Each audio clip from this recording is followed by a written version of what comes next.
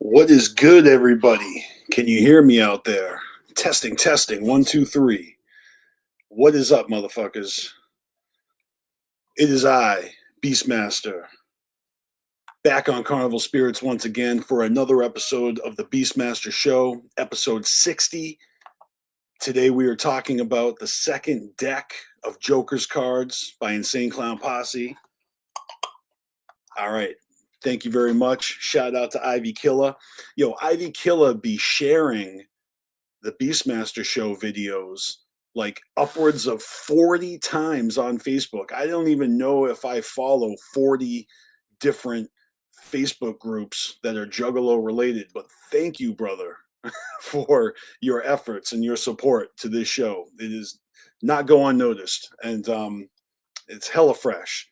So real quick, before we jump into today's interview, it's not an interview, but it's a conversation going back 17 years in the Juggalo universe, you know, because in the past 17 years, we have been getting albums from ICP in the form of Joker's cards.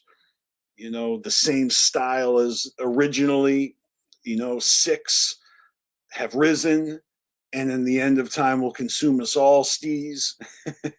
And of course, we all know we have another 5 Joker's cards coming after the second deck is completed. So we're going to jump right into that. And real quick before we do, I did want to do another quick shout out to Precious Juggalos, who has created a Juggalo TV guide of, you know, podcasts and content creators.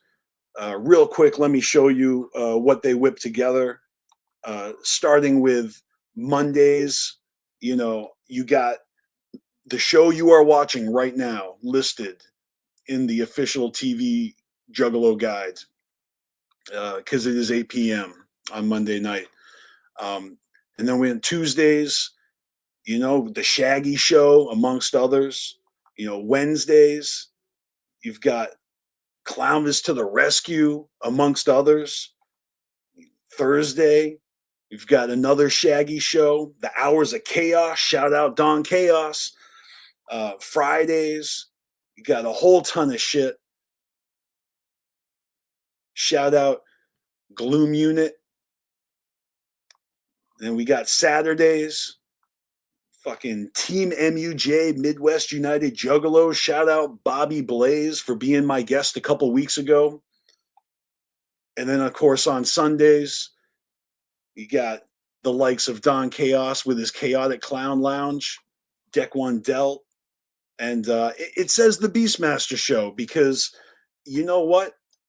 If I have to, I might do the BeastMasteR Show on Sundays.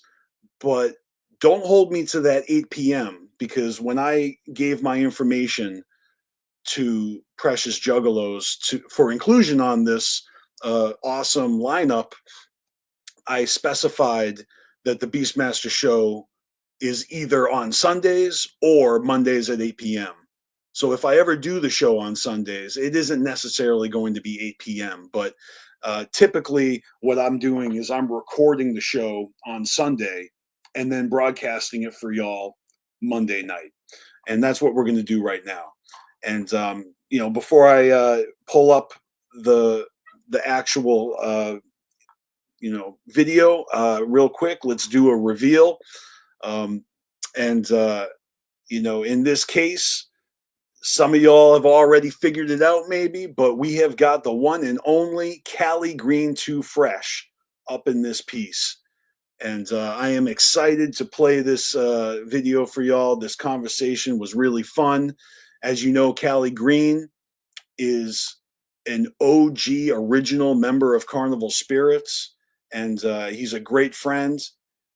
So, it's been a long time since me and him have actually worked together in this capacity, but Caligreen 2 Fresh and I have been working together on CarnivalSpirits for over a decade, damn near close to 13 years, or has it been over? Whatever the case is that this is one of my best friends, and we have a lot of history, and we have a lot of projects currently in the works. I know some of them we've already talked about. Real quick, CarnivalSpirits is got a Spotify account where we are now uploading original music. We've got Insane Poetry with Bring Your Spirits to the Carnival.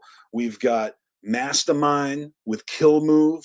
And these are just 2 songs from our upcoming mixtape, Ninjas in Action Volume 2, Dead in the Ground, which is coming out very soon. And Caligreen is instrumental in creating this mixtape. And we talk about it a little, but I just wanted to, kill a little bit of time and get everything warmed up for y'all so that we can get this show on the road.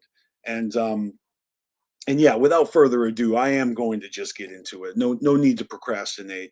So hold on one second and let me find the file for y'all. All right. Just like that. What's good, Caligreen? What is up, TJ? How we doing? Excellent. Good to long time, my friends. Welcome back to the channel. 2025 CarnivalSpirits in full effect. The BeastMasteR show, Caligreen 2 Fresh, my partner in crime, holding it down on the West Coast. We used to do this when I was on the East Coast and you were on the West Coast. Now we're both on the wrong coast. I mean, the West Coast. I was explaining that actually to my girl earlier. And it was like, because she was asking about the times, like, what time zone is he in? I'm like, oh, he's on our time zone now. So makes this easy. And, for the record, I don't know if I even explained myself in the past couple of episodes. Shout out to Tier Diaz and Bobby Blaze being my special mystery guests upon the return of my show. But I wasn't doing anything much on CarnivalSpirits last year, mostly because of my work schedule, being on the graveyard shift and being a day sleeper and just kind of like in my own universe in that regard. But I actually have a more sane work schedule now. And so, yeah, we've figured out a way to coordinate it. And, we could have done this a long time ago if we were able to, but, the stars have aligned, with, Pluto and Uranus. And here we are, doing the damn thing. Exactly. The time is just finally right. So what do you want to talk about, man? I mean, I know what you want to talk about, but for the sake of the audience listening, and shout out to everybody out there in the chat, please, give us your feedback. I'm going to have it up on the screen, and we're going to, we would love to hear what you think about this, because we're about to dive in. As you know, from the title of this video, we're going to have a second deck discussion that goes all the way back to the past 17 years. Because, as we know, Bang Pow Boom came out in 2009, and, Joker's cards don't make themselves. They were recording that shit in 2008, which was 17 fucking years ago. That's right. That's right. It was. And 17 years ago, a lot of shit happened. I mean, that's the year we got Tunnel Runners, which opened the doorway for a lot of underground artists. I mean, 2008, if I'm not mistaken, that's the year you released Juggalo Agenda. Yep, I've been mentioning that, and I actually thought about this recently. You know, when I wrote and recorded Dear Joe and Joey back in 2004 is when I actually recorded it, but I was writing it all the way back in 1999. I started writing it. I took my sweet ass time, picked my words carefully, you know, but it was very much on purpose that I put that out after the first 6 Joker's cards were completed, you know, and even though it was completely written before Hell's Pit came out, it didn't actually hit the internet until after Hell's Pit came out.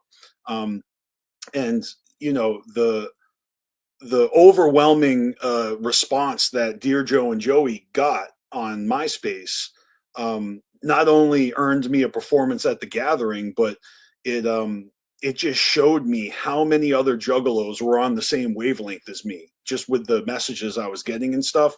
But that was, you know, I had no idea if ICP was going to continue making music. Like, for all I know, for all I knew, that was going to be their swan song. You feel me? So this was me saying thank you for fucking this amazing you know, soundtrack to my life. And you know the song, it's an open thank you letter. And so the same thing with Juggalo Agenda. You know, I started rapping, I started doing shows. I had this itch to make more tribute music. You know, Just a Ninja, We Throw Fago, Proud to Be a Juggalo. I put all these tracks together in 2008, not knowing that the very next year they were going to start a second deck. Like, I thought I was doing another fucking capstone. You know what I mean? I do. So really, it's super exciting that Juggalo Agenda is 17 years old this summer. And yeah, I'm putting out a re-release. I'm doing a special edition. I don't want to say what I'm doing, but it's going to be fucking awesome. And it's for today's current Juggalo universe, which is it bigger? Is it smaller? It's definitely different. I mean, we got old heads and we got like the next generation, which you can't even really call them newbies anymore, because even second deck Joker's cards are not fucking new, right? Bang Pow Boom is 16 exactly. What the fuck? So in 2008, I had just freshly moved back to my hometown in Indiana from Los Angeles, California. And, you know, there was some juggalos in LA, but whenever I got back to my hometown, there was just a fucking cesspool that had emerged from out of fucking nowhere. And all the kids that I used to go to school with were all of a sudden juggalos.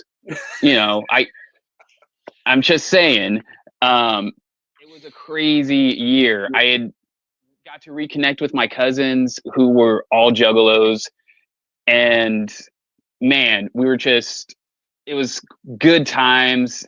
It was, the carnival was there when I really freaking needed it. And then, like you were saying, little did I know they were going to be having a whole nother set of Joker's cards literally just a year later. And man, do you remember that gathering when they dropped the image of Bang Pow Boom? Was it the gathering, I believe? I don't know if they dropped the image at the gathering, but they definitely debuted Juggalo Island. Like, Shaggy played it during one of his DJ sets in a tent at Cave and Rock, you know?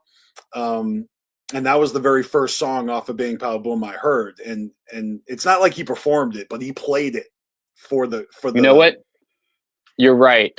I stand corrected. They didn't give the image, but they gave us that sampler. Oh yeah, the sampler. Hell yeah. They gave us the sampler with the question marks, and it had the Ninja decoder tool. Yeah, the Ninja Dakota. And they also gave us these well, maybe they didn't give it to us, but we had these bottles of water with like Bang Pow Boom water bottles. Yes, they did give, that was like a complimentary like water bottle that they gave us. I remember those. I still have, the wrapper that, the label from the bottle. I didn't keep the fucking bottle, but Right. it's like a bookmark Right. somewhere in a gathering program or some shit. It's in a shoebox along with the rest of my relics, my preciouses. Right. Actually, my box of my precious relics is one of the things I was able to save in my house fire. So Right, I when your house burned down, right. Right. Yeah. so I still have that water bottle like little thing too. Hell yeah, that's awesome. Um, not to derail like a Joker's card conversation, but leading up to Bang Pow Boom, they probably had a lot of brainstorming sessions before they decided to do that. And I don't know if they decided from originally to do 3 decks, right? Because I mean, I think it was Fred Fury era when they started hollering 665, and that's probably when they committed to doing that 3rd deck, right? That Right. they still have confirmed they're doing. But I remember in the heyday, back in the golden years, the Jekyll brother era, the diamonds raining era. It's like ICP could do no wrong, and then of course after that there's a split of opinion, right? Like people don't like non-Joker's card albums, or the Calm or the Tempest. I mean, I experienced all these juggalos fucking hating on ICP, but they're juggalos, right? Before that, I never heard of a juggalo that hated on ICP. It was all fucking obsession and love and just like passion. And then Yeah. it was really strange when Juggalo started being unsatisfied, right? And then of course Shaggy drops his Fuck the Fuck Off album, which was completely produced by Mikey Clark. And since Mikey Clark stopped working with ICP before the 6 Jokers card, that was a really exciting release that satisfied me, but it wasn't an ICP album. And then they put out the Opaque Brotherhood, which again, not an ICP album, but in my opinion, it showcased Jay and Shaggy's ability to still slaughter the track. I mean, that album is amazing. So I remember thinking, like, are you not fucking happy with this? Like, all you fucking complain-a-loads, Yeah. So No, and I think that around nothing ever. I'm sorry. One last thing is nothing ever satisfies a juggalo more than your Joker's card, and that formula is just unfuckwithable. So of course they brought it back. You know what I mean? for sure. So around this time, I had actually gotten reintroduced to like Dark Lotus and ABK and just everything that had been going on the last few years because whenever I moved to LA, which was in 2003, um, I was in high school, freshman, and going through different musical phases, we'll just say. And there's just some stuff that wasn't on my radar because I didn't have that strong juggalo connection. Like whenever I lived in Indiana, everywhere I went, I met a juggalo. I moved a lot, but I met a lot of juggalos. So you're saying the California, juggalos were few and far between in the LA area?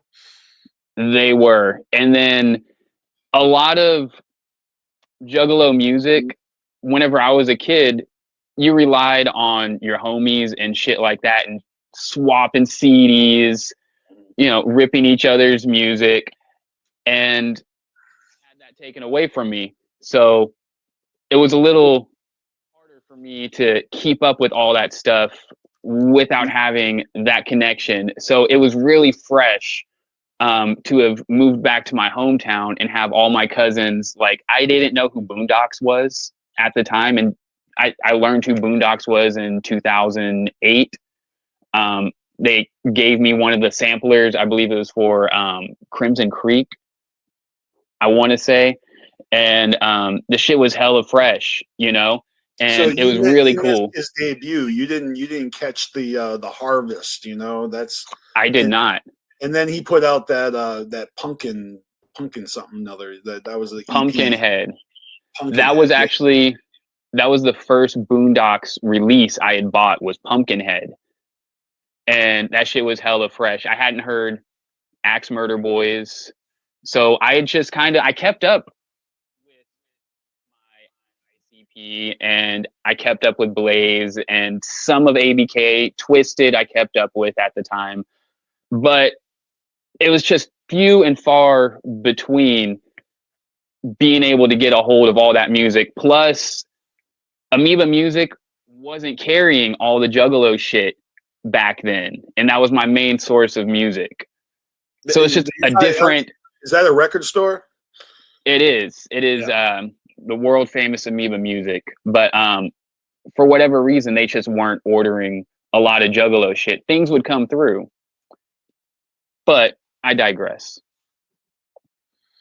Yeah, it was really super exciting when they announced the second deck, and to me, you know, I wasn't annoyed at that at all. Like it doesn't devalue the first deck in my opinion because I just wanted more ICP regardless. Like I just assumed that they were going to do like just lots of sideshow projects after the Tempest. They're going to do, you know, like a fucking like a House of Mirrors album. I know they did a House of Mirrors Right. song, but what are other Carnival shits that they could do? I mean, they've already, you know, done like the House of Wax and they got songs like the Carousel and shit like that. Like I thought they were going to do more albums like that where it was just lots of circus puns, you know? Yeah, I think a lot of people at the time had this belief as well that ICP might retire back then, Yeah. and there was this belief that maybe Twisted was gonna take on the reins as the number one. Yeah, but instead they were trying to make their magic records and they were trying to fucking, you know, start their own empire. Which I guess be careful what you wish for, you know. Right. Right.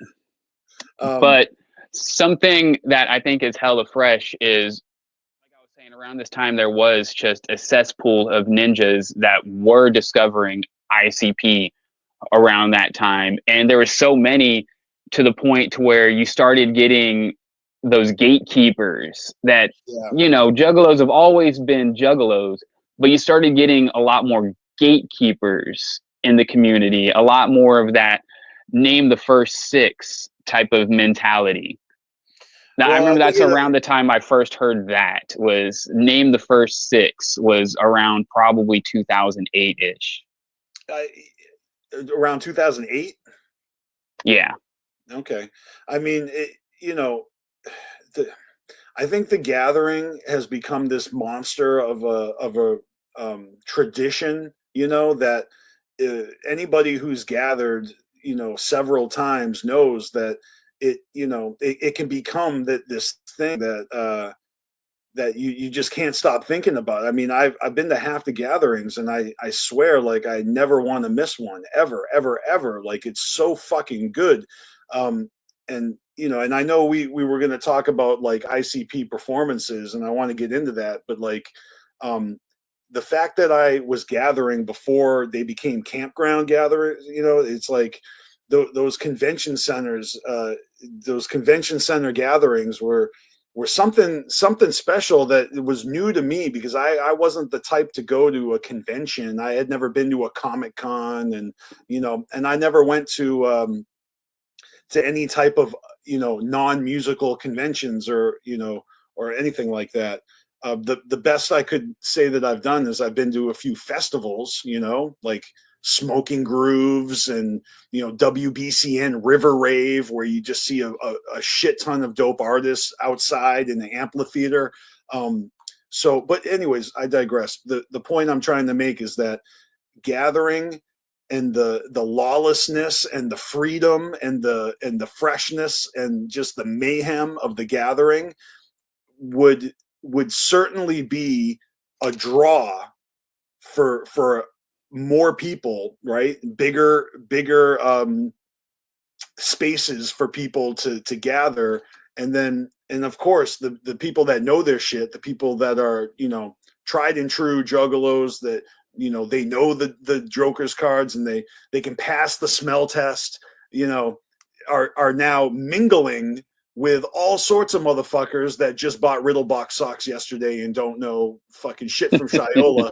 And, you know, so I understand where the gatekeeping comes from, because who wants a fucking clueless motherfucker who doesn't appreciate your special thing, your special secret thing that no Right. one's supposed to be into.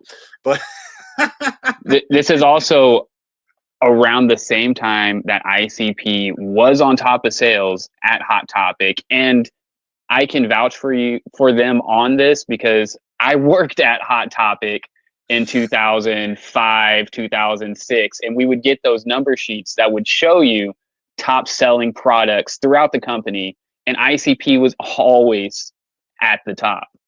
wow, that's saying something. The fact that they would drop that shit because of the you know, the gang assessment list fiasco, right? I mean, especially if it's such a moneymaker. Fuck.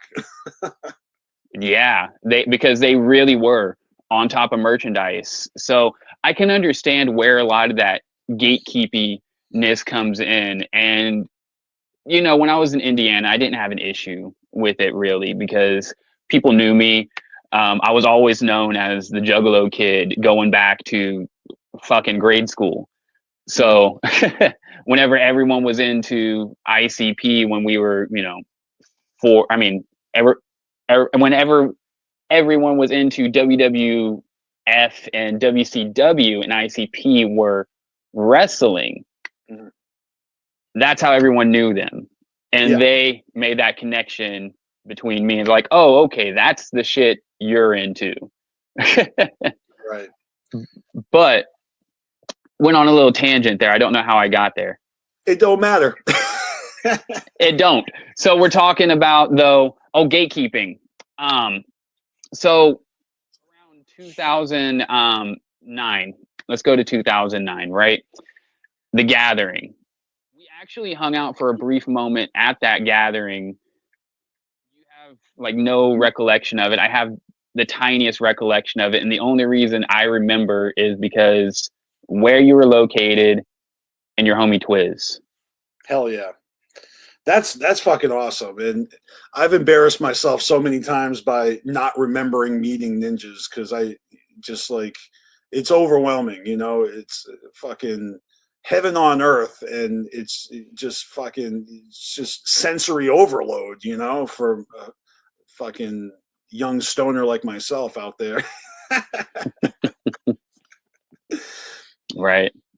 But yeah, 2009 would be my 5th gathering and my 3rd in a row at Cave and Rock. And, you know, all the Cave and Rock gatherings are fucking just one big fucking rat king of a fucking memory. You know, sometimes I can't remember which year things happened. You see, that situation of me going was extremely last minute. I mean, like day before I got the money together. Is this the year that you were hitchhiking and fucking Rude Boy picked you up? Yes, actually. But I had I sold my fucking Sega CD and like a bunch of other shit because we were getting ready to move actually. So I hopped a bunch of shit. Ready to move? Right. I'm actually getting ready to move right now. That's what I'm saying. Yeah. But yeah, so we were getting ready to move and we had some money together, and I never have a babysitter, and my grandma caved and was like, if you can get the money together to go, then I'll drive you halfway. She drove us halfway, dropped us off at a fucking cornfield at like the state border of Indiana and fucking Illinois, I believe. That's hilarious. She's like, I'm a grandma of my word. Here you are, halfway. Bye. Yep. Yep, midnight. Midnight. I got to get home and put the kid to sleep. Good night. That's You're awesome. on your own. And yeah, as you know, Rude Boy picked us up, and it was a fresh experience. And actually, one of the reasons I haven't gathered since is due to some shit that Rude Boy has told me. You know, he said, "Hey, you're out here hitchhiking to the gathering. What the fuck are you doing? You have a kid at home." And light bulb, you're Yeah. right. But I am very thankful that, that I did take that opportunity and do that, because if I hadn't, I wouldn't have this fresh story. Yeah, absolutely. And good on you for taking care of your family, and there's tons of people that wish they could gather every year and they don't. And I don't believe that makes them any less of a juggalo than the super fucking dedicated elite status fucking concert fanatics like myself. I mean, I just happen to be a recovering concert junkie for the past 30 years of my life, man. And ICP just happens to be my favorite fucking performing artists out there. But I go to a lot of shows, man, a lot of genres, and let's just say that ICP knows how to keep me coming back, and of course the whole community has become something special, with everything that people bring to the table, and I'm talking about the growing underground and the evolving fandom that so I'm talking about the artists and the campsite fucking stages, and just all the I mean the everything about it. Like, I'm fucking preaching to the choir. You guys already know. I'm not fucking here to educate anyone on that. Like, it's just I'm fucking obsessed. You know what I mean? And Yeah. that's why I fucking do a podcast dedicated to the whole fucking thing. And listen, even though we're over here getting older, there's still new young juggalos coming in to this day.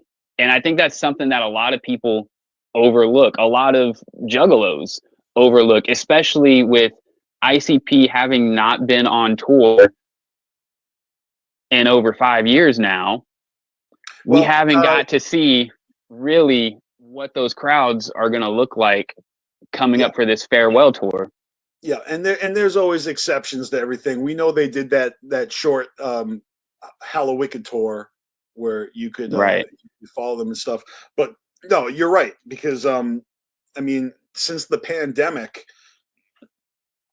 show going has been few and far between for myself, and just the whole climate out there for music being made and music being sold, the way that streaming goes, the album sales. And I mean, let's be honest, like, people that are moving products, like selling CDs, they're really selling memorabilia. Right. CDs are memorabilia, and for collectors. Who has a fucking CD player in 2025? You know what? I don't. Look, and I still buy CDs. I'm pre-ordering Tier Diaz's Manaflex this weekend because I can't wait for that Nice. shit. But it's because I fucking support that motherfucker, and I don't know if it'll ever get a play. I'm gonna fucking bump it on Spotify, like so you can have a couple more pennies. Right. But listen, another thing that's happened is ICP had some viral moments over the last 5 years. In My Room went viral on TikTok, right? True. And so the doors have opened once again. In my area, there's like this group of kids I see, and one of them has an ICP shirt. I see them around the area. They used to stop in my wife's store. I have a homie that's a fucking 18-year-old jug that makes music. Like, it's continuously growing. It's hella fresh. And we got these kids that grew up with these cards being the new material. Yeah, absolutely. And um, I always joke about how like half the juggalos out there are also rappers, right? And maybe it makes sense that rapping juggalos or juggalo rappers would be more inclined to not gatekeep, because why would you want to limit your own audience if people are into that type of thing? Whereas a juggalo who is not into creating content, who's not into putting out their own original music, who's not trying to sell anything, who's not trying to market themselves, who's just I'm not saying it's selfish, but it's like when I go to a fucking Motley Crue concert, I'm not trying to be friends with every fucking mullet in the fucking crowd. You know what I mean? Like, I'm there to see Motley Crue and then I peace out, and I don't give a fuck. But am I mad if there's a bunch of new fucking Motley Crue fans, a bunch of children that weren't even alive when Dr. Feelgood came out? What do I give a fuck? And so who gives a fuck if there's new young juggalos? Like, I don't understand the mindset of gatekeeping an audience that's actually helping keep your favorite bands going. Right. Well, also within this decade, we had the whole roster completely fall off. Psychopathic completely reinvent itself. The rise of Ouija, which has his own dedicated following that half of them don't even fuck with ICP. Well, that's crazy. If we're being honest, is that really true? Because I don't know that. Do Chapter 17 juggalos don't even fuck with ICP? Really? I'm not saying that. I'm saying there's a section of them that they only really fuck with the new school styles of music. So they're more on that. Yeah, I guess I guess it's the genre or the style of rap, because in my opinion, I see a lot of love for ICP from the Chapter 17 adjacent, like the whole clique of people that make music together, talking about like Shaggy the Airhead and Devereaux and because they're not only producing for ICP, but they're also, I'm talking about Shaggy's artwork, his designs and that shit. Like, I mean, you can't promote ICP harder than that. Fucking personally doing ICP tattoos on motherfuckers. Right. So from people that I've personally met, I met this one guy. He was a lighting technician and videographer, and he's talking to me about people he's worked for, and he casually brings up, "You know who Ouija Mac is?" And I'm like, yes, I do. And he's like, yeah, I did some work for him. I like him a lot. And I'm like, oh, you do? Are you a juggalo? Oh, no, I'm not a juggalo. I just like Ouija Mac. Yeah. And I've met a few of those, definitely. When I worked at Buffalo Wild Wings, there was one or two of those people that liked Ouija Mac that weren't juggalos. So I've met quite a few of those over here on the West Coast. That's super interesting to me, because like I said, gatekeepers, or I shouldn't call juggalos gatekeepers just because they're not into like new styles of rap. But like, I know a lot of old heads that don't fuck with Ouija. They don't fuck with like the new style of rap. And I mean, they're a little grumpy about it. I don't judge. Like, seriously, it's no skin off of my back if you don't listen to music that I enjoy. You know what I mean? But at the same time, it is kind of like annoying when people are always bitching about something. But maybe see, I don't like talking about it either, because I'll be honest with you, my friends in the juggalo community that don't support the new shit, they don't even support me. You know what I mean? And you don't have to support me on YouTube to be my friend. I got lots of juggalo friends that do not fucking tune into the BeastMasteR show, and they don't have time for that shit. Ain't nobody got time for this. And that's fine. Like, I don't even know how to reconcile somebody who is like, yeah, fucking, fuck this guy, fuck that guy. You're cool, but fuck you. You know what I mean? The juggalos are picky. They could be fickle. And I don't know how you win over an audience that is so set in their ways and probably bumping the same shit they've been bumping for like 20 years. So, you know, you really Right. got to have, I'm not talking about have an open mind in the sense of like the Dark Carnival and, you know, we all belong in the carnival, but in a way, maybe I do mean that, because that's how you let in the next generation, by accepting how different they are from your old fucking salty generation, you know? I think at the same time though, the chapter 17 has made ICP more available to the younger generation with like Ouija and Darby O'Trill, and having that kind of wavy style that kids are into. We'll just say Yeah. it makes things definitely more available and makes the kids like, okay, so you guys are into ICP. Let me what's a juggalo? Gets those Right. wheels turning. You But start diving down that rabbit hole. that's the thing though. It's like there's so much to learn and there's so much to get caught up on.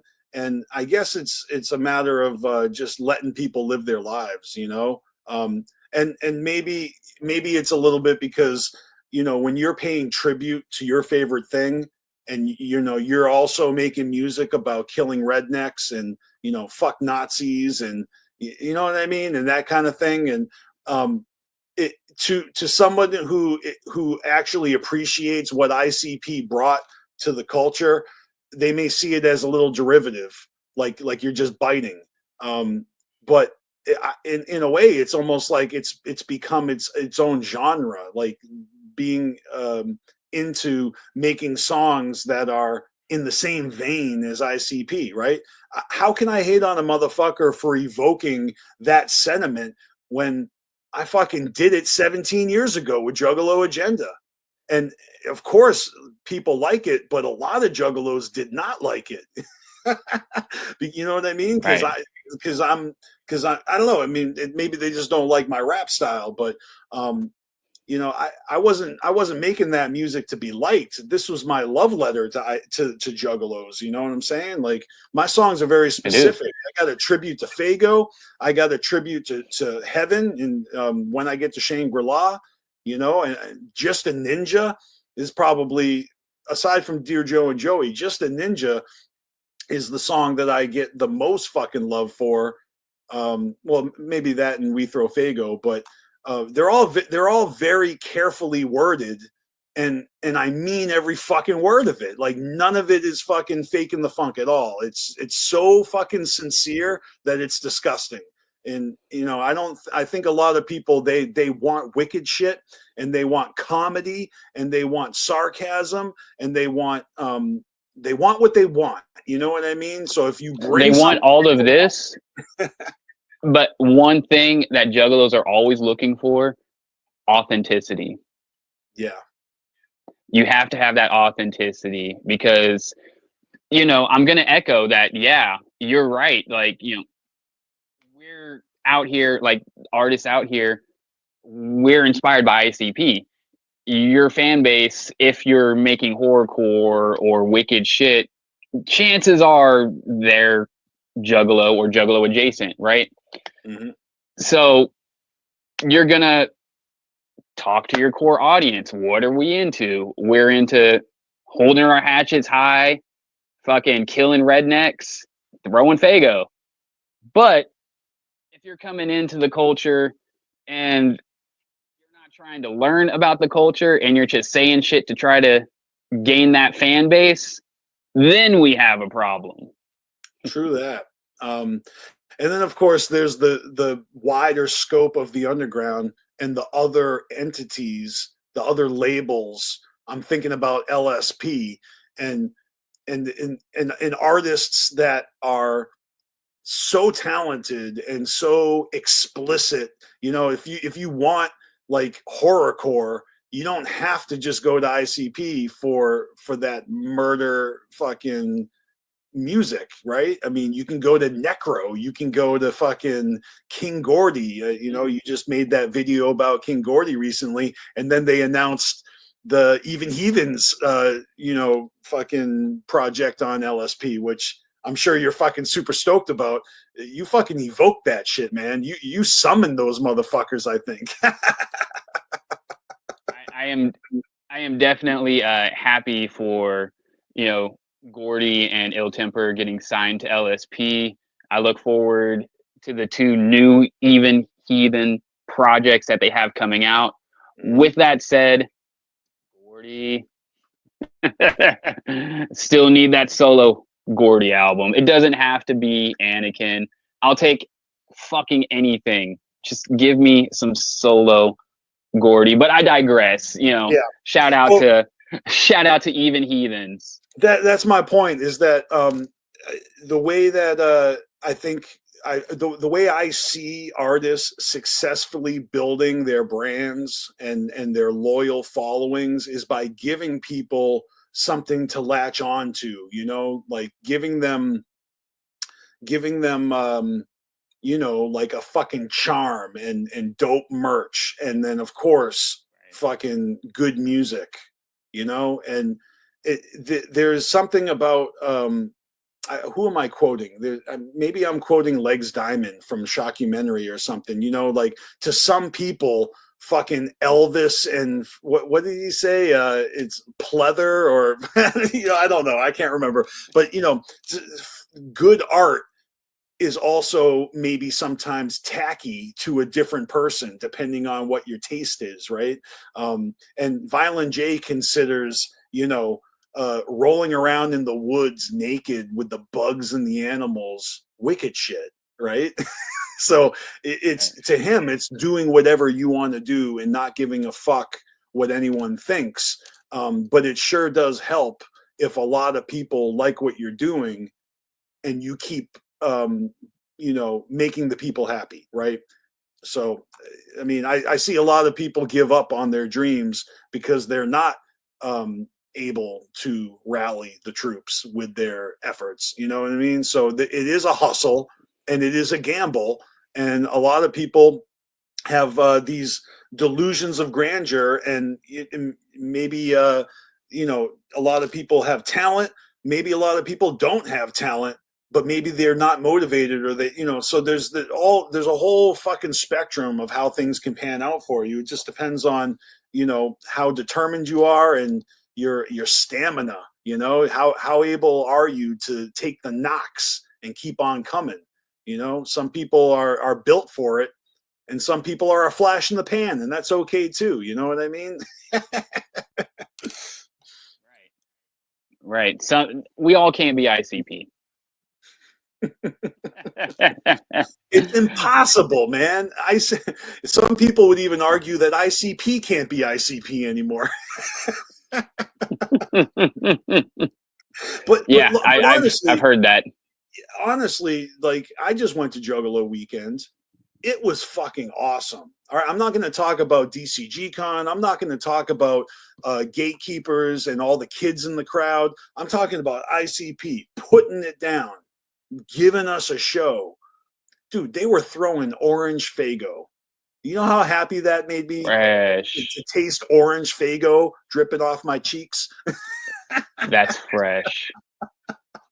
I just fucking, I am like in my happy place when I am at an ICP show, and so maybe we can parlay into that talking point, because I know that you had some things to say about the past 17 16 years of ICP tours and gatherings and performances, and I don't want to steal your thunder, but you know, can we get into that? Because that's what I mentally we definitely can talk about. That's what I was ready to get into with you.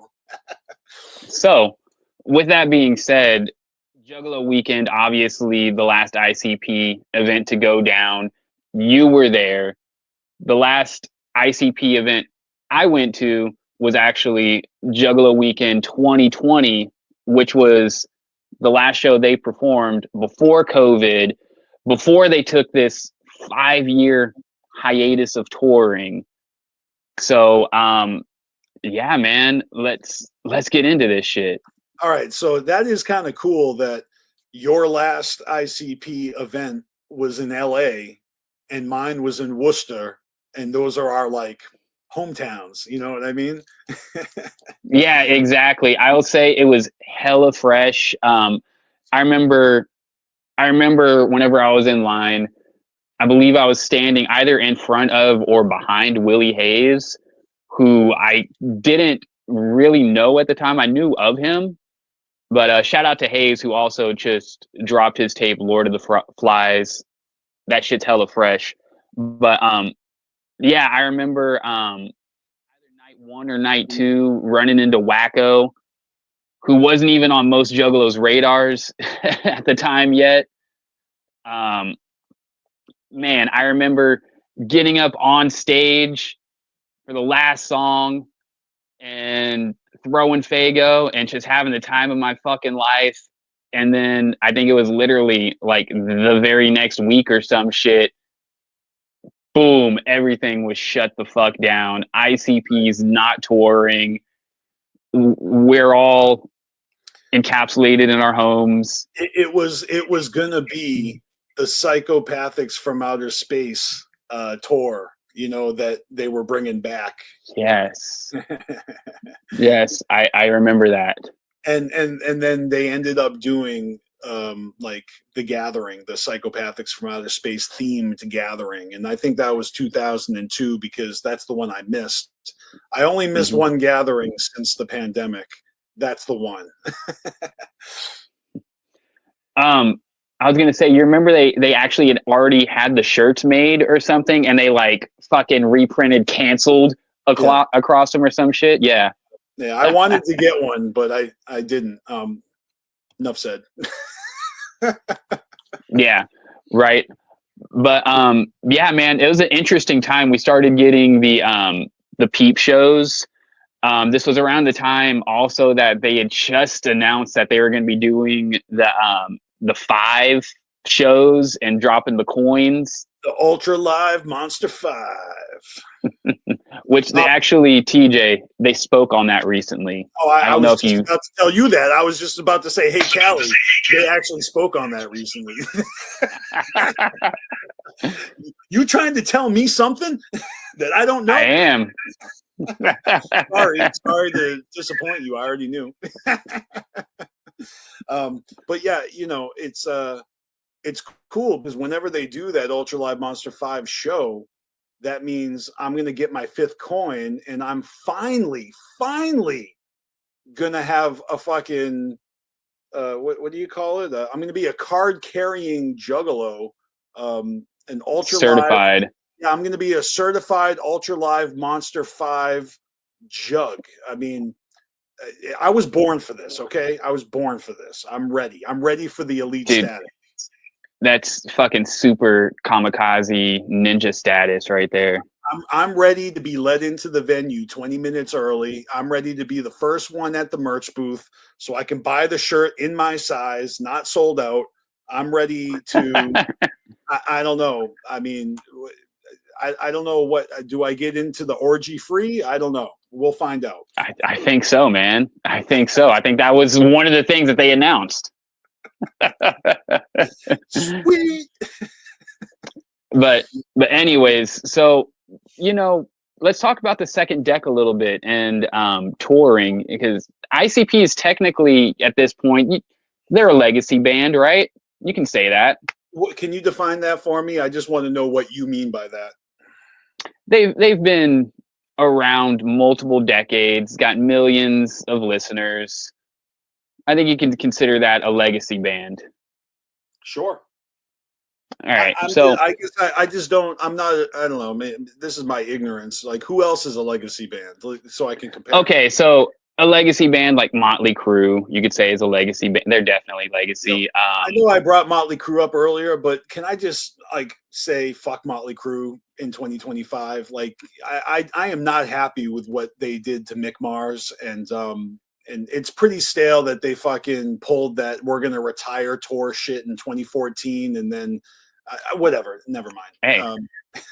Hey, fully acceptable, but yeah. So I get, you could say like maybe Creed or someone like that. They'd be considered a legacy band now because they've been around for multiple generations. You can you know, your dad's listening to the shit. Well, maybe not your dad, but that's going to be a legacy band, someone that's been around for, you know, 2 decades or so. Okay. So you could consider ICP a legacy band, and legacy bands are known for playing their hits live. Okay. Right. Okay. I know what you're saying. Yeah. So you go to a Limp Bizkit concert. You're gonna expect to hear Break Stuff and Nookie and Rollin', right? You go to a Korn concert, you're gonna hear Freak on a Leash and, you know, their fucking hits. Same with Motley Crue or ICP, right? Yeah. So But ICP is going to be playing songs from the first deck. They're going to play lots of Jekyll Brothers. They're going to play lots of Bizarre, like the right, crowd favorites. Yeah.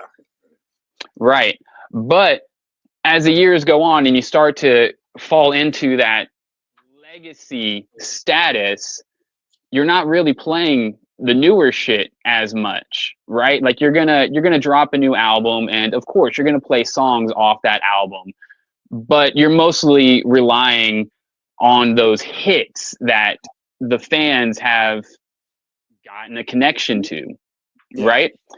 But I feel like with ICP, there's room for something a little different. Most of the time when they're touring, they are mostly playing the hits, right? You're gonna hear Dead Body Man. You're gonna hear Chicken Huntin', right? Like if they're doing a 2-night event, you can guarantee you're gonna hear those songs one of those 2 nights, right? Mm-hmm. But being juggalos, we have all these different ways of connecting to the music that I feel is different from other like bands followings, because we have our, you know, we just did the DCG Con recently. We have our gatherings. We have our Juggalo weekends. We have eras.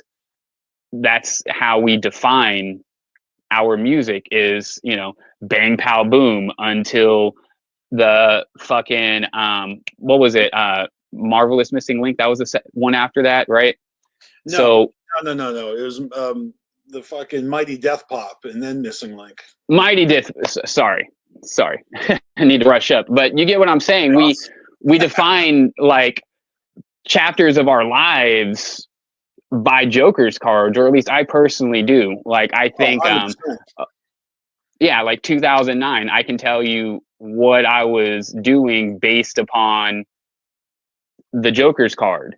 I can tell you it's like, oh, where were you in 2015? I'm gonna say, what Joker's card was that? Oh, we're talking Missing Link. Okay, I can tell you what the fuck I was doing based upon the Joker's card. So being juggalos, we have a little bit of a different connection to the music. And I think if ICP is really about to do their final tour, and they really are planning on doing what they originally said they were going to do, which is once a month, pick a random spot, play a show. If we're getting these spot shows, right, you're going to have jugs that are going to be traveling from all over to go to these different spot shows. You're going to have people that are going to, let's just say, and for those who don't know what I'm talking about, originally ICP announced that when they stopped touring, that they were going to do one show a month. You remember this? I mean, yeah, I remember they say a lot of things, you know what I mean? So let's say hypothetically, they follow through with that.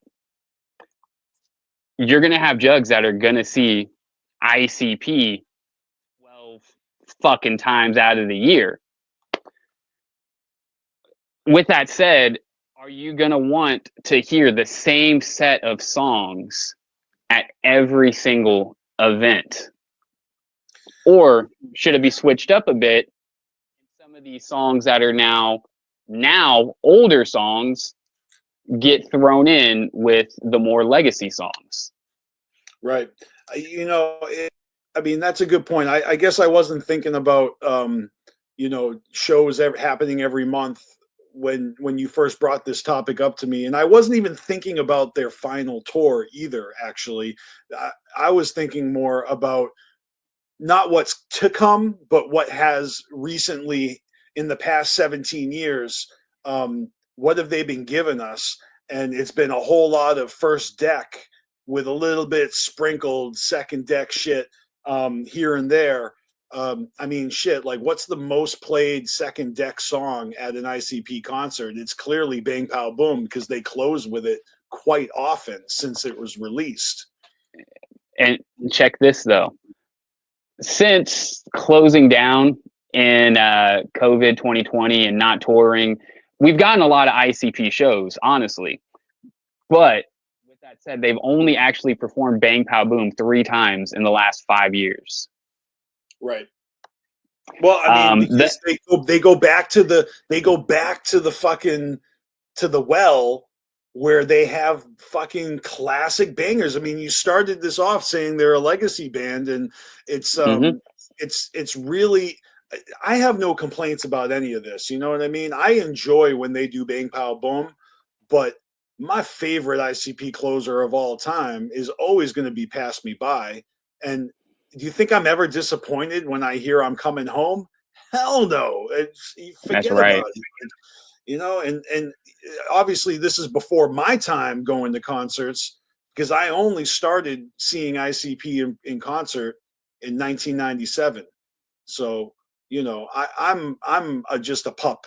Like back before then, they used to close with In the Ha, I Hear Tell. So I don't know. I mean, but you got to find like a 55, 60-year-old juggalo to confirm that one. So, but yeah, there aren't a lot of second deck songs that have been being played, and like I was saying, whenever you're touring a new album, you're gonna play some of those songs off the album, but then they just kind of get pushed to the side after that, and you don't really hear them live again. I would love to hear some stuff off of Bang Pow Boom. Next year, as we were saying, 17 years of Bang Pow Boom, and we're obviously not getting a tour, but how fresh would it be to have a 17-year anniversary Bang Pow Boom show? Oh, see, now I smell what you're cooking, because they started doing that. They're like, it's the Great Malenko show, it's the Riddlebox show, it's the Great Malenko show. Did I say that twice? But we haven't gotten a 10-year anniversary Bang Pow Boom tour. We haven't gotten a 15-year anniversary even, and I think they're really missing an opportunity here, because bro, we're coming on 17 years of Bang Pow Boom, like close to 2 decades old. I don't know if I'm going to go all out for the 17th anniversary of my EP Juggalo Agenda, but I don't know if that's like, because I'm not normal. I actually am just biding my time. For years I've been waiting for this year so that I could do that. Most artists wait until the 25th anniversary to do a re-release, not just ICP. Other bands, I see it often, 25th anniversary re-release of some fucking dope album that came out 25 years ago. What ICP needs to do, or what Psychopathic Records needs to do, is they need to rehire Jay Webb, because he was the dude who was putting together these re-releases. He's the dude who's the reason that we have waxwork vinyl records of Joker's cards. And I think that maybe when Bang Pow Boom hits its 25th anniversary, we could expect a re-release, right? But you're just talking about shows. I don't think doing a concert, which is like a Bang Pow Boom themed concert, like you don't got to wait for 25 years to do that. Like that's just, these are like, special occasions. I mean, come on, they just did a Tunnel of Love set at Juggalo Weekend not because of how many years ago it was. It wasn't even a performance of that album. It was just all their fucking lady love sex songs, you know? Right. But it's a big old celebration, and I agree with you fully that. So let's say they do their final tour, and or let's say they do a show every month. Yeah, some juggalos are going to do that, but I don't think the lion's share of juggalos are actually equipped to travel the fucking country monthly to see the same fucking set over and over and over again. So I wouldn't put it past ICP to do similar sets all year long if they're actually going to be doing them all over the fucking globe or all over the continent. But when it comes to, Juggalo Weekends, Hallowickeds, I've never been to a Big Ballers. Do they just do Christmas songs during Big Ballers? I doubt it. I don't know. I've never been. But did you come with receipts, Callie? Do you have some fucking set list that you want to share with us? I mean, yeah. So originally this question was posed during the Shaggy show. Someone had asked, why don't you guys play more second deck songs live? And Shaggy just pretty much said, I don't know, and moved along. So I started digging to see exactly how many songs they've been playing live that are not even necessarily second deck, but that have just come out since the second deck. Okay. Because within the last, and I just did the last 5 years. Okay. Because I mean, going back the last 17 years, like it's fucking insane. That's insane. Exactly. I was able to manage 5 years though. Thankfully, they have not been touring. Well, I'll tell so you it made what, it a little easier. I'll tell you what. I've got a whole bunch of new guests lined up for the BeastMasteR show, and obviously you're back to making videos. Don Chaos is still active, and I've got some ideas for some show and tell videos where I want to, pull out all my concert ticket stubs. You know what I mean? And see if I can actually find some way to display those and showcase them. And anyways, that's neither here nor there, but it's also kind of foggy, like I don't remember every fucking set of every fucking clown show. It's I just know that it is always euphoric, and it is literally something that I'm willing to spend a small fortune traveling for, but I don't know if everyone's able to do that. It's like a really privileged thing to be able to I mean, but then again, like, we're deadheads that follow Jerry Garcia all over the world bawling. No, it's a little bit of a hippie, commune culture type thing where people are truly living out of backpacks and keeping it scrubbing, financial wise and style wise. I'm just saying that to each their own. I like taking showers though. I have soap. Juggalos should fucking keep up with the hygiene. That's all. I'll agree. But so check it. First of all, as we were saying, Bang Pow Boom's 16 years old. Mighty Death Pop's already 13 years old. Missing Link is coming up on 10 years. Fearless Fred Fury is already about to be 6 years fucking old. Yeah. That's intense. That's intense when you think of it like that. And Yum Yum Bedlam came out on Halloween in 2021. Mm-hmm. Exactly. So let's go ahead and just look at some of these set lists. And I'm just going to point out songs that are newer that they have performed.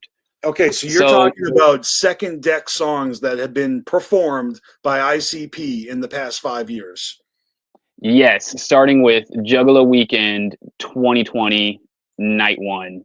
Okay. We had Red Fred, Freedom. And then Night 2, we got Falling Apart, which I gotta say, it was hella fucking fresh to be able to see those songs live. Fearless Fred Fury was fucking so dope, and I personally feel privileged to have been able to see, well, Falling Apart live, I will say. Yeah, I like that song. I mean, come on, I like all their songs, but "Freedom" is a really good song to hear live. I remember hearing that at the Gathering. Believe it was 2019. Yeah, it was the Yeah. Indiana Gathering. So from there, we didn't have them perform any new songs again until Devil's Night 2021, which I don't remember what they performed up in, like, events they performed up until then. I think they did some like Patreon shit that, out of the house, if I'm not mistaken. I don't remember the performances, but I know that on Devil's Night 2021, they had a performance and they did Beautiful or Indestructible Wow. and Ain't No Time. Say that again. Ain't No Time. Okay. So that was pretty fucking fresh for the ninjas that got to see that. They brought back Bang Pow Boom to the fold as a closer for New Year's Evil. Is that New Year's Evil? No, I think that's Twisted shit, but New Year's Eve 2021, whatever the fuck they call it. They brought back Bang Pow Boom. The Gathering 2022. So they actually played a decent number of songs that are newer on their first set. They did Here Comes the Carnival, Goblin, Fuck My Dad, Hair Up, I'm That Type, and Be Safe. Which, Be Safe, that's fresh. And Here Comes the Carnival, I would love to hear that shit live. Now wait a minute. Did they play Freedom or Be Safe for the closing song at the 2019 Gathering? Dude, my brain is fried from Fago. Right. Fago fried brains. I'm not sure. Yeah, I didn't go back to 2019.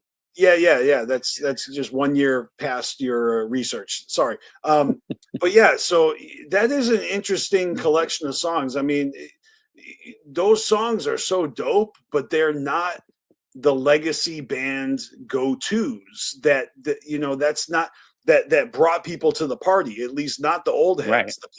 The people that are loyal to ICP for decades, they are at best they're enjoying these treats when they hear these new songs, and at worst they're tolerating it where they really just want to hear Fat Sweaty Betty again. Yeah. But so then the next performance where they performed something newer was at the September 9th Blue Ridge Rock Fest 2022. They performed Goblin. Devil's Night 2022, again, Goblin. The Gathering 23 is the next time we heard newer songs again, and we got Here Comes the Carnival and Bang Pow Boom. Hallowicked 23, Goblin. And you can see a pattern. It kind of started to fall off a bit in 2023. For Ballas, we had Goblin again. So it looks like they really like Goblin, apparently. They really love playing Goblin. Who produced that? Because I remember in the liner notes for Forgotten Freshness 20,000, the one it came out on, they said that they got an email from someone. Was it like Project Pat or something? And so they recorded Goblin to that beat. And like he forgot he sent it to them or something, so they weren't sure if they were allowed to use it, but he sent it to them and they're like, fuck it, we're using it. So they love that song apparently. Apparently. But yeah, they Ballas 23, they did Goblin and Here Comes the Carnival.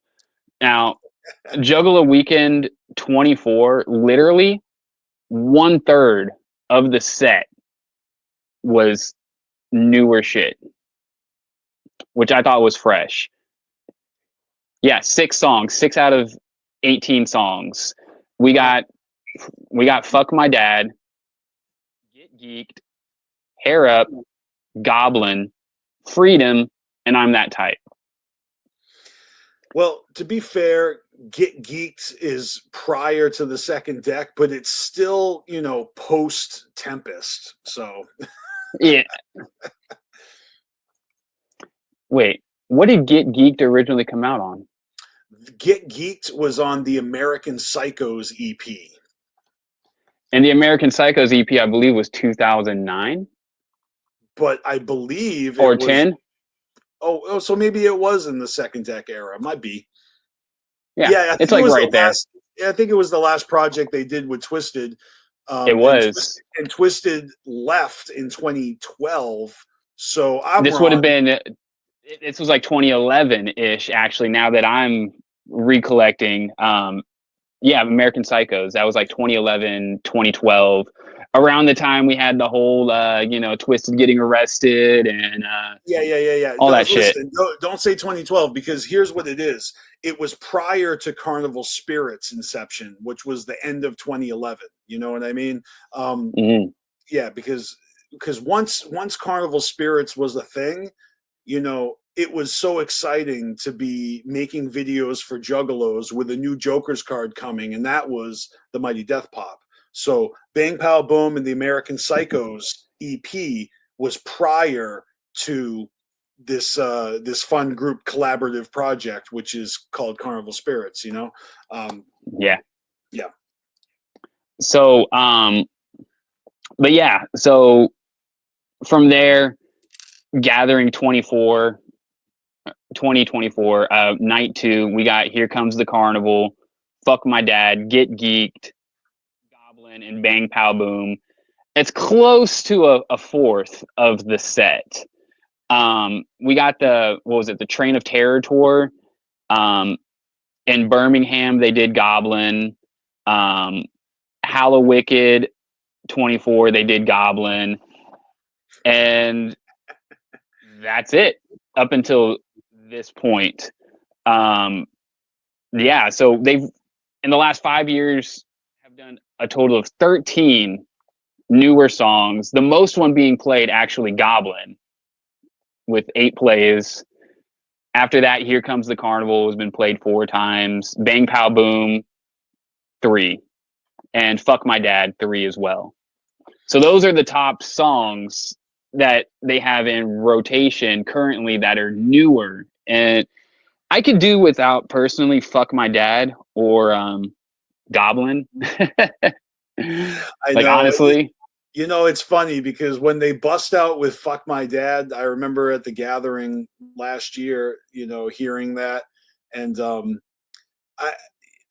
I mean, it's a good song. It's like, I'm happy for Violent J that he still holds that animosity for his deadbeat dad after all these years, but I personally love my dad, and I'm not, that is not a song that I go to for catharsis in any way. Like, there are lots of Yeah. ICP songs. Love you, Dad. No, but for real though, I mean, I'm sure I made a song for my mom called Heart Shaped Rocks. It's a tribute, to her. And I also, in the works, have a tribute to my father, and it's not recorded yet, but I've been working on it, tinkering, and it's called At 9 Knots, which is not a joke, but it's like an inside joke. You know what I mean? Because my dad used to have a boat. He used to be a captain of a boat, and the boat was 42-foot twin screw engine Grand Banks, and it went at a smooth 9 knots. That's how fast it went. It's a nautical term. And so I got this fucking tribute to my dad. But no, I don't make diss tracks. You know what I mean? Like, especially not to Mom Dukes and Papa BeastMasteR. That's not what I call them. Right. You see, there was a point in my life where I would have been singing along with that. but actually right after Carnival Spirit started, that was around the same time that I got reintroduced to my dad, and we have a good relationship now. I So I'm not going to remember be, that. I remember yeah, when you connected with your estranged dad. Yeah. yeah. Found out that he was a juggalo. Well, what do you know? Yeah. So that was awesome. That was awesome. That was around the time that Carnival Spirits started. I think we were maybe a year into Carnival Spirits, if that, whenever I started talking to my dad. But yeah, so No, with that said, I can't be out there, with my you fingers in the know, air because I got, I love my I dad. got, I got a fucking weirdo cousin. I could definitely say fuck one of my cousins. Maybe you just, when it comes on, you just start singing along. Love my dad. No, I mean, really, it's fine because I see everyone else in the crowd. All the ninjas in the crowd that fucking that have trauma and baggage and PS3s. I mean, the PTSD. You know what I mean? Like, I'm just saying, it's a good song. It is a good song, Yeah, but yeah, yeah, definitely. it doesn't have any meaning for me. You know what I mean? Do you think Ruby Bruce is fucking loving that song? Like, she fucking better love her dad. Her dad's the man. You see her off to the side, flicking her dad off, singing along. No, I mean, come on. She gets with the program. She's like, fuck my grandpa. Right. I heard bad things. Very bad. But I mean, yeah, I like I was saying, there's so many other songs I would rather hear Oh, than, are you kidding Fuck me? My There are Dad or so many songs Goblin. I would rather hear than Goblin. But that's just me. No, I agree with you 100%. I found that actually the strangest when I saw that was played so often. I would have thought like they would have thrown Falling Apart in there like once or twice, or something. I don't know if I could call it. I mean, if I could choose a second deck song to hear live, what would it be? I mean, I told you I was re-listening to Bang Pow Boom the other day, and then I got through that, and I got into Mighty Death Pop, and I was just revisiting second deck songs for the sake of this conversation, and I'm still kind of like, it's so hard for me to be choosy like that because I fucking love so much of those albums. You know what I Right. mean? Like, it would be so dope to hear Chris Benoit live. I don't know I was why, thinking the same thing. but it would be so dope if they played like Night of the Chainsaw live. That song is hype, What you know? what about like When I'm Clowning? Mm-hmm. That's an amazing fucking Fago song. Like, all right, if we're talking about songs that would get the crowd going and the pit going, why don't they play Love off of Bang Pow Boom? Think I'm in love. I'm Yes. in love. Like, come on, dude. I'm telling you, if they do that Bang Pow Boom show, that's one you might actually catch me trying to go to, because for me personally, I have such a strong connection to that album. And I mean, honestly, just the second deck in general, Carnival Spirits came to be during this time. I just have so many fresh memories with this deck, and I hold it as close to me as the first. Juggalos love Violent J's storytelling in his prime, and they love when he gets up there and, like, if he does 12, or if I'm just saying, like, what if Violent J did one of those things where the lights go down and there's just one spotlight on him and he stands there by himself and he just fucking sings Verily or something. Fucking ninjas would lose it. That would be so Hmm. fucking magical. I To Catch a Predator, that would be fucking amazing live. Yep. I don't know, but that Like, one's got that one. you know, bam, bam, bam, bam, bam. Yeah, you're right. Juggalos would be fucking curb stopping themselves in the pit, like for Yeah. fun. Like As soon as that, it just drops. But I'm probably gonna burn for this. Oh yeah. for real, for real. Well, all right. Yeah. Let me even though this is a pre-recorded segment, you motherfuckers watching live, like I hope you're already chiming in with your favorite second deck ICP songs. Like, what would you want to hear live from the second deck? When you're at a fucking clown show. I mean, is there anything from the Marvelous Missing Link that is salvageable? I Oh. don't know if they Oh, fuck with. so much for me. I know, but I'm just saying I don't know if they fuck with that because there's too much production from Otis or something. Maybe that's why they don't This do is that. true. There's a lot of stuff I would personally love to hear off of Lost and Found. Shit that we've never heard live before.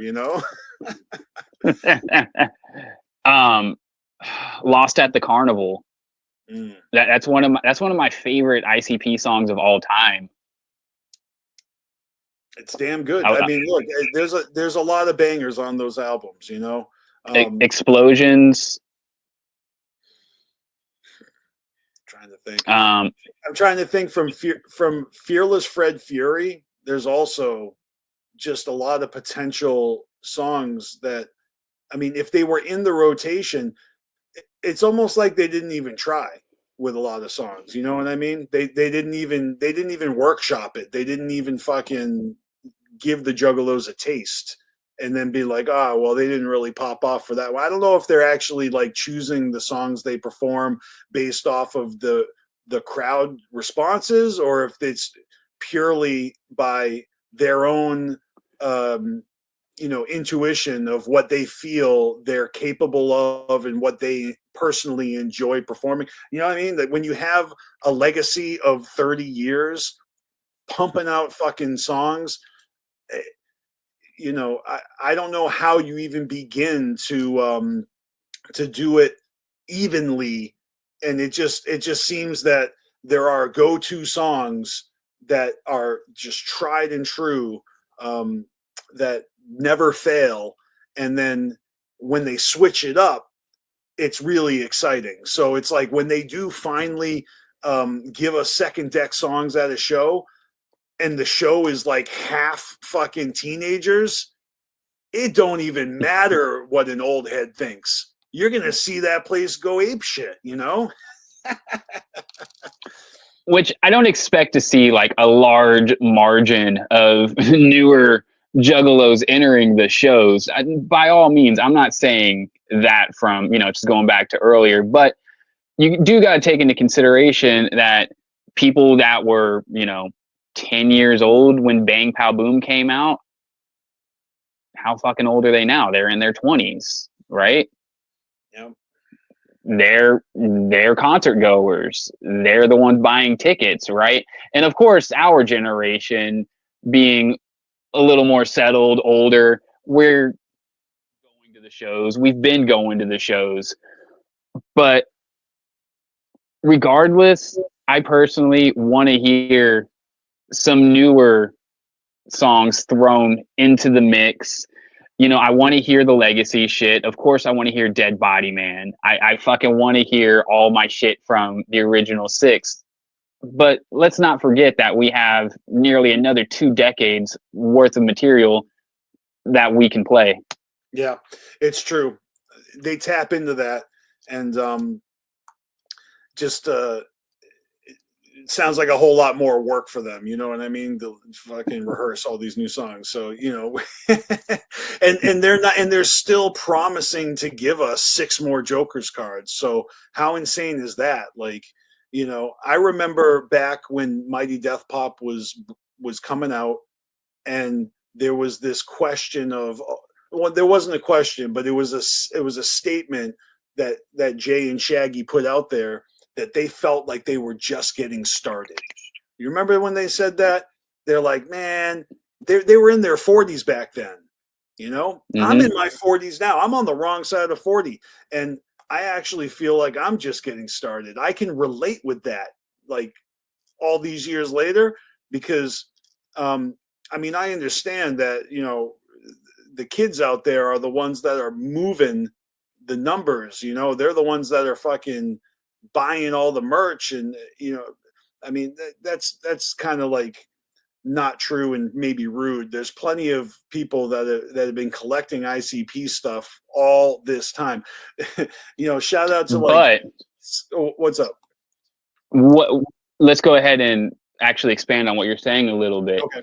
You have to be appealing to children, not children. You have to be appealing to kids, teenagers, a specific audience to be in a hot topic. Okay. Well, I discovered ICP, you know, when I was 17 years old. I mean, you know, I hear tell that that age is where, you know, you're really susceptible to dope shit. So when you discover dope shit when you're 17, chances are it sticks with you for the rest of your life. And don't get me wrong, there's other dope shit that I have latched onto, but guess what? They're all retired now. ICP is going until the wheels fall off. You know, Right. just like Ozzy Osbourne, he can't even move his legs. He's like Lieutenant Dan, and he's still fucking performing in his fucking mid-70s. You know, that's going to be Violent J in 20 more years when he's doing the third, fifth Joker's card. Yeah, but right here, this is a shirt I just purchased, I believe, last month at Hot Topic, and like I'm saying, you have to be appealing to a certain age demographic in order for your merchandise to be in that store. And it's still fucking there. So you just blew the speakers there. You get a little carried away there, man. But yeah, ICP has always been appealing to the youth. You know, their music has a youthful vibe to it. I mean, it's not like other hip hop outfits out there that are almost like, you know, they really cater to an adult audience. It's not really like that with ICP, because a lot of their fucking bangers are songs about being a reject from fucking high school, a dropout, being a scrub. You know what I mean? And that's what I loved about them, because it was relatable shit when I was a teenager, you know, and I didn't grow out of it.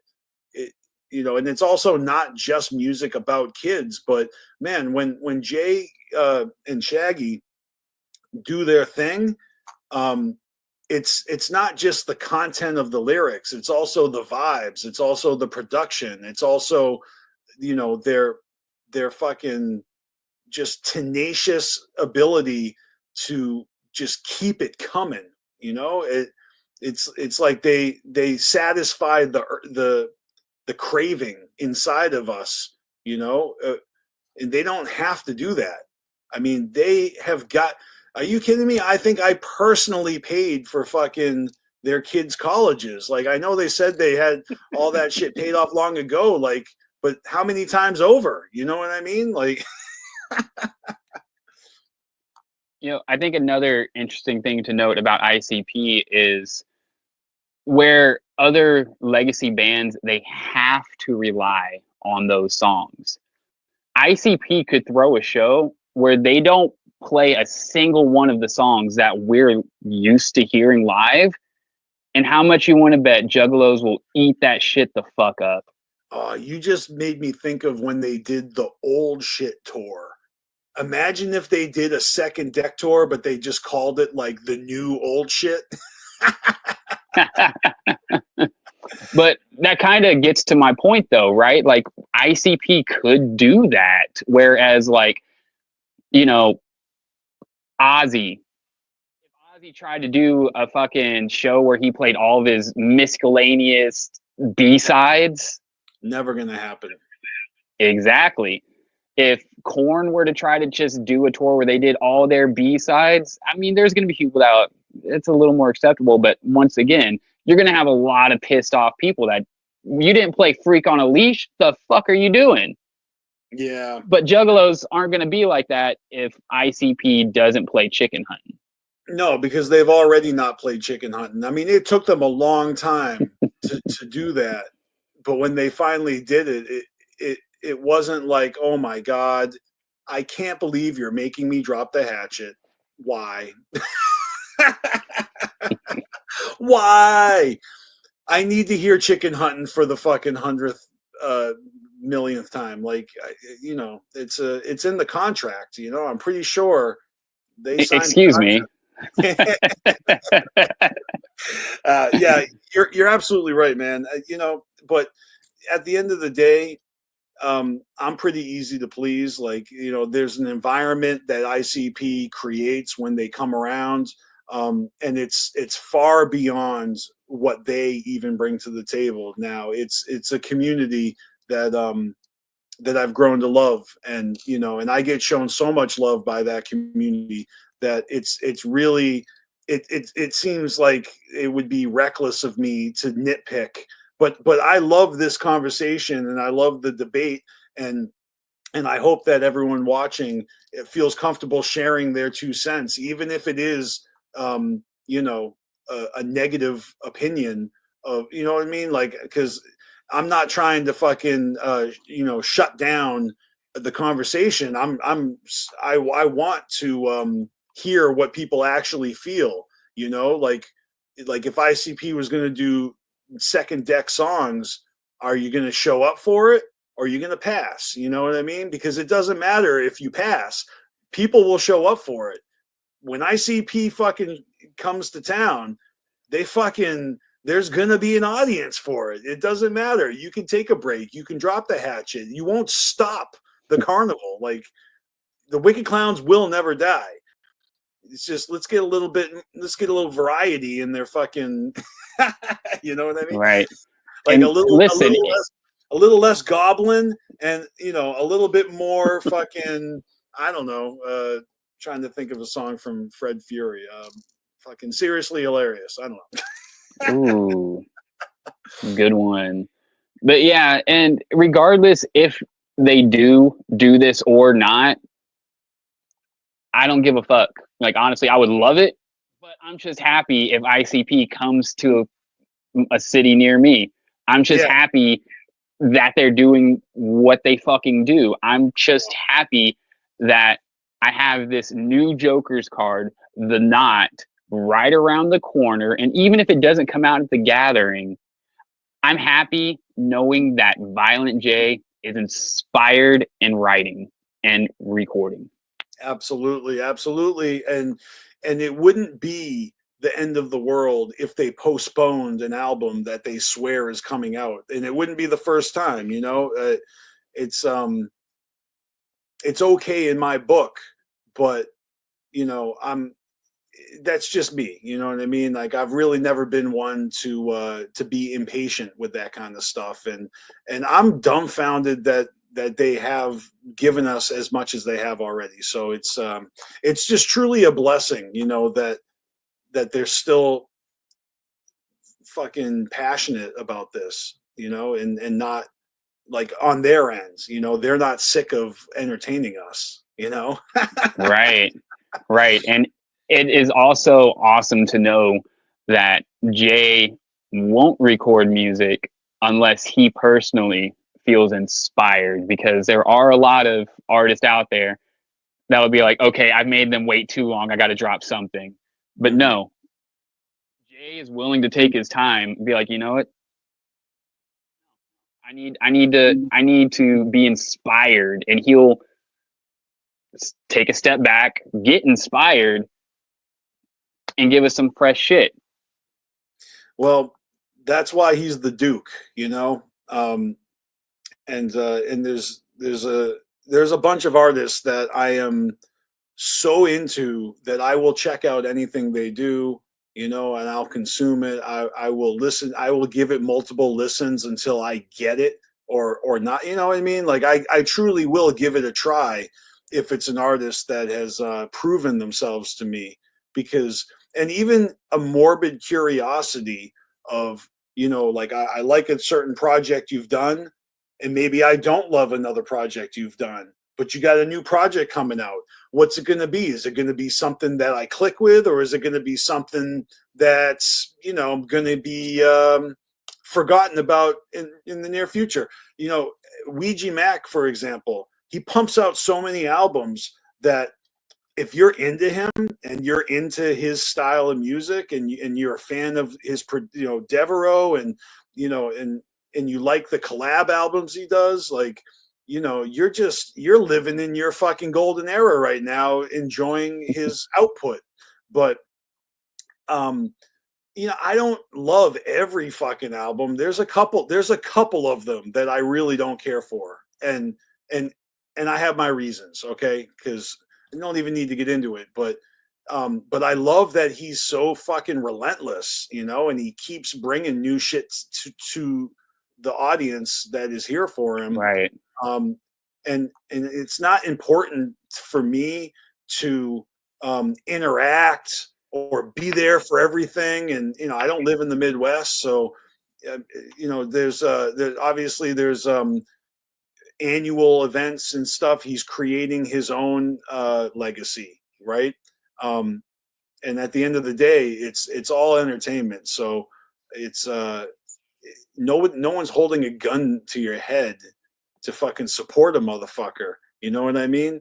Yeah. And I said this last week.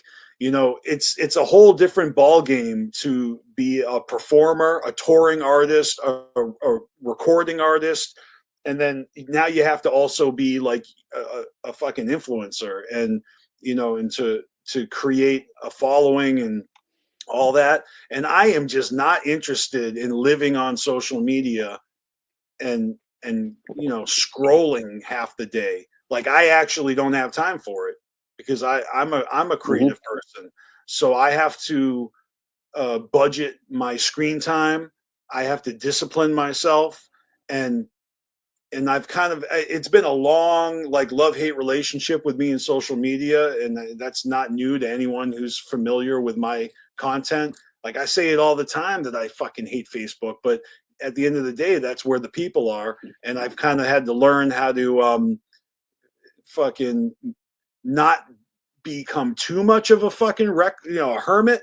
You know what I mean? Because you fall off the face of the planet and you get disconnected.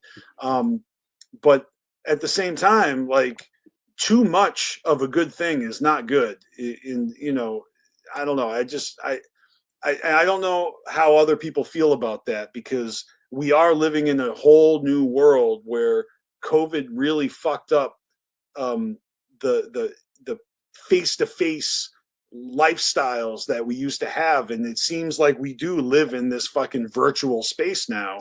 And I'm over here in Oregon, 3,000 miles away from people that I've grown up with. You know, I mean, you're in California. We don't live close to each other. We use social media and our phones to connect. We use YouTube to connect with y'all. This is how I choose to connect with y'all. You know what I mean? And all of a sudden there's like a boom. You know, there's been like an increase of influencers and social media and Twitch streaming and YouTube, all that stuff. And it's because you know, it's what's available to us. You know, TikTok. I don't use TikTok, but it's crazy how TikTok has dominated our society. And I guess there's opportunities there, and people capitalize on that. But again, I want to be I'm a songwriter, and I want to perform music again, and I'm also a graphic designer, an artist. Like, I have all these things I want to do, and I'm trying to learn how to showcase it, but not waste all my time on social media. Right. Because, you know, it's a tough one. It's tough. I'm off my soapbox, but I just had to reconcile that, because honestly, when I chop it up with someone on the BeastMasteR show, you're basically my de facto therapist for the evening. So I appreciate you helping me, you know, kind of like talk through my feelings about stuff. So when it comes to social media, I have such an addictive personality. I don't have IG or Facebook on my phone because I'll never get anything done. Right. Like I will never get anything fucking done because I will just be fucking scrolling and scrolling. And you know, your phone tells you how much time you spend on your phone. I'm always on my fucking phone anyways. Yeah. But if I'm just scrolling, I'm not doing anything. Yeah. So for me personally, I had to completely separate myself from all social media in order to find like a balance to where I can come back to YouTube and be here with you right now. Hell yeah, Because which I love, because I really missed your hiatus, you know, during your hiatus, and same with other people that we used to have, um, around. But you know, yeah, Callie, you're a busy guy, and you got so many fucking dope projects in the works and stuff. Is there anything that you want to plug before we wrap it up? Not trying to kick you out, but I do have dinner waiting for me, so we probably should wrap it up pretty soon. But yeah, I hey, want to give you an this opportunity perfect to do timing. that. So yeah, I've been dropping videos just about weekly over here on Carnival Spirits. I'm probably gonna fall back this week since we did this, Yep. but I'm dropping shit over here again. I'm still posting on Fago Lovers every once in a while. Yeah. Hecka Armada is in full effect. We got we're going to be revealing the lineup for our label, our crew, the Hecka Armada, on the Hours of Chaos on the 27th. So I'll be there. Shade will be there. We got a few artists that we're going to be introducing y'all to. Hell yeah. One of those artists is going to be on the Team MUJ, That Shit's Trash, That Shit's Fire, which is this Saturday. Hell yeah. So, I mean, if you're watching this show, you're obviously dedicated, and I can just go ahead and tell you, it's the 18-year-old homie I was talking about that's a juggalo. His name's Knifey, the Knife Haver. Man, I am so happy to have taken this little ninja under my wing. He's kind of my protege. And, you know, I think a lot of y'all are going to like him. He's fucking talented as fuck. And yeah, he's going to be on That Shit's Trash, That Shit's Fire this weekend. Other than that, Shade has got a whole bunch of music. Other than that, I can't really talk too much. Yeah, of course. And, you know, there's no need to get into the things that we're working on that, you know, it's too soon to announce that shit. Mixtape. Yeah, but the mixtape is coming this year. I always want to make sure I'm reminding y'all that we have officially created a Carnival Spirits Spotify page, and you know you're the one that's been at the helm for that. So we put out the Insane Poetry single and the Mastermind single. So if you guys want to, you know, go ahead and follow Carnival Spirits on Spotify and check those two tracks out, that would be fucking super appreciative by me and Callie and, you know, all of us on Carnival Spirits, because, you know, we got a dope ass mixtape coming out, and that's just the tip of the iceberg. Like, it's fucking sick.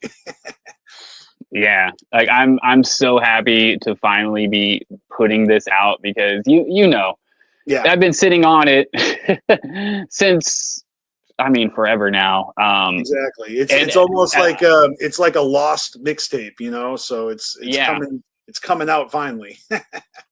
And I actually invested a lot of money into this. This wasn't like just people send me their songs. Like, honestly, this is an album. Like, because these are original tracks.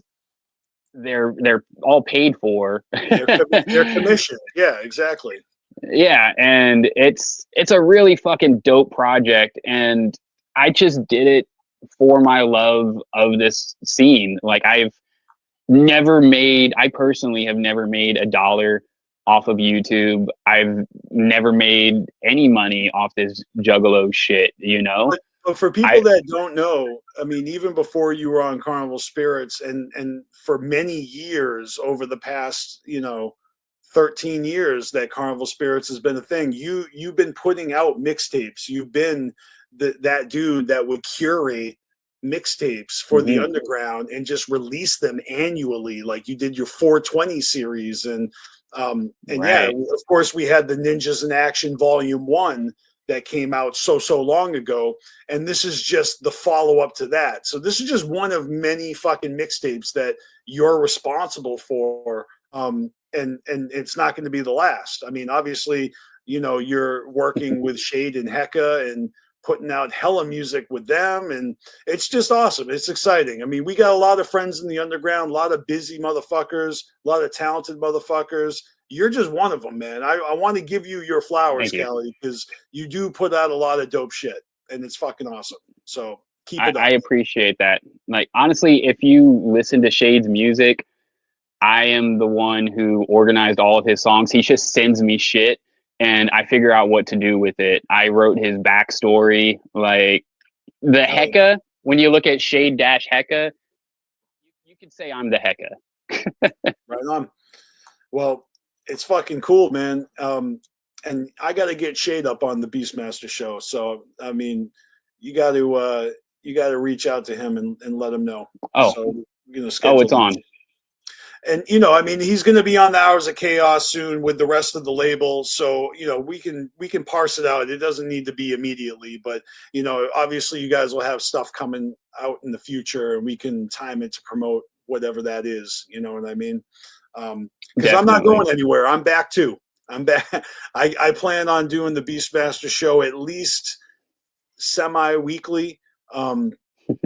If not weekly, because I'm available to do so, and it's a fun passion project, so you're going to be hearing a lot more from it, and of course doing this really fucking easy, no graphics, no fucking intro, no, I'm just chopping it up with y'all, and I have already lined up several fucking dope interviews for Carnival Spirits in 2025. So we're going big this year, and we got like four months until the gathering. So I'll be there again this year, and if there's another podcast flea market event, we'll be holding it down. We'll be doing that, and I've got also some super secret projects in the works as on top of the 17th anniversary of Juggalo Agenda. So yeah, it's kind of like the time is right.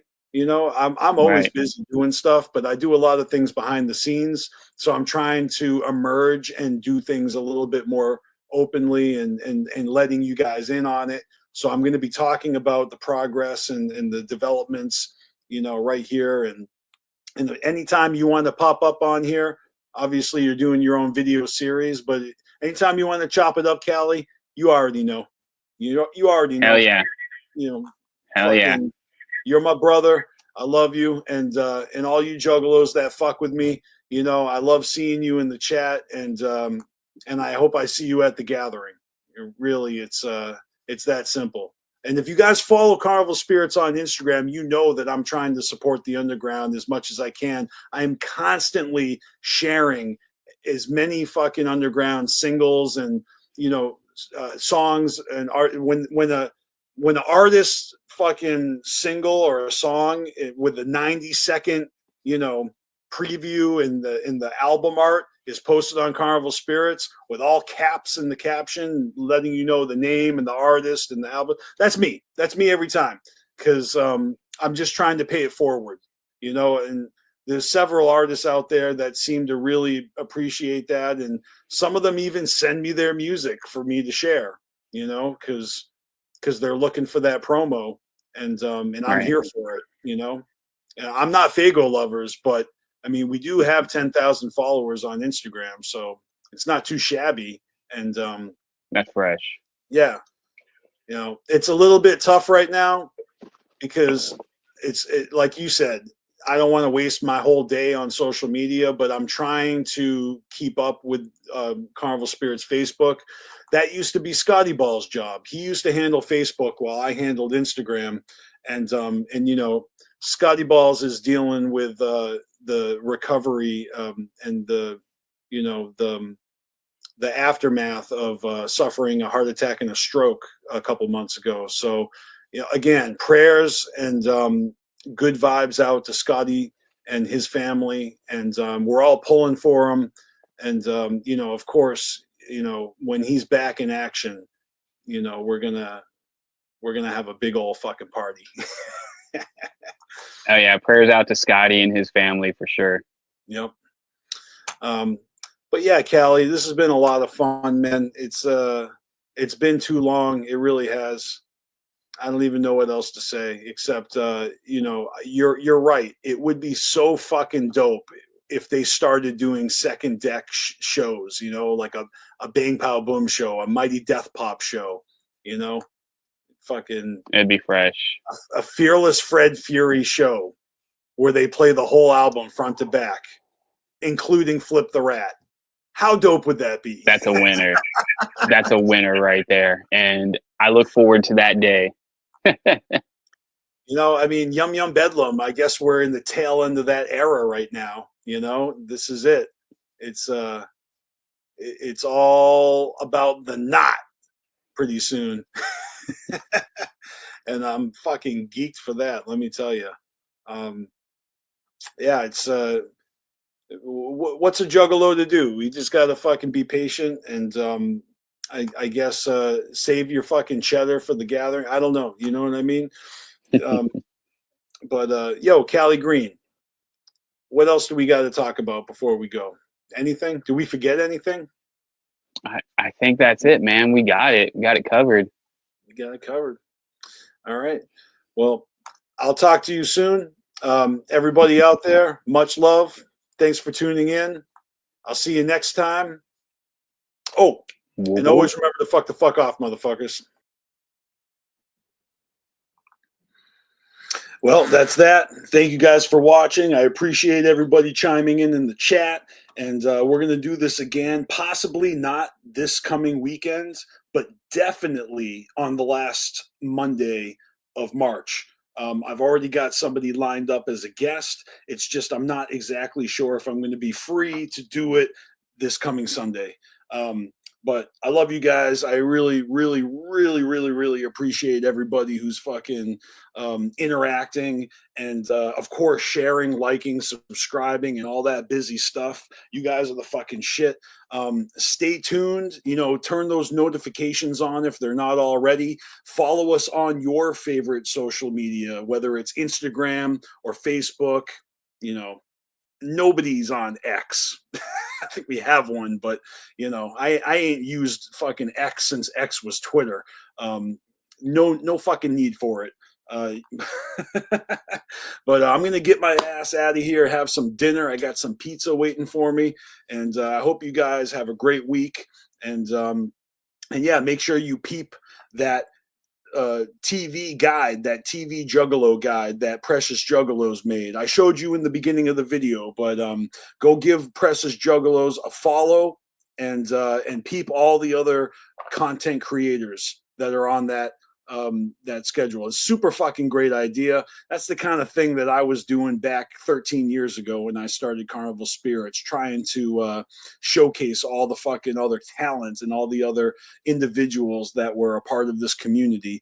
And I love how the community is flowing and growing and keeping it moving and grooving and all that fucking shit. So, all right, much love. Peace the fuck out. I'll catch you later. And not to repeat myself, but you know to always fuck the fuck off, motherfuckers.